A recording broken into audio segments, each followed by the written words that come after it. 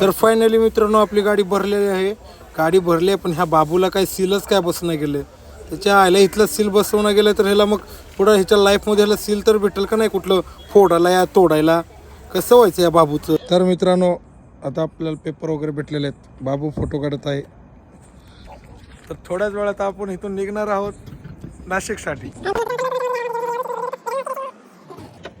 विषय असा आहे मित्रांनो, संध्याकाळच्या टायमाला अगरबत्ती लावणं, सगळ्या गोष्टी करणं जरा चांगलं मन फ्रेश होतो. बाकी काय विषय नाही आहे. त्याच्यामुळे तर अगरबत्ती लावून जरा देवाच्या पाया वगैरे पडलं मग काय वाटत नसतं. तर मित्रांनो फायनली आपल्याला पेपर वगैरे सगळे भेटलेले आहेत.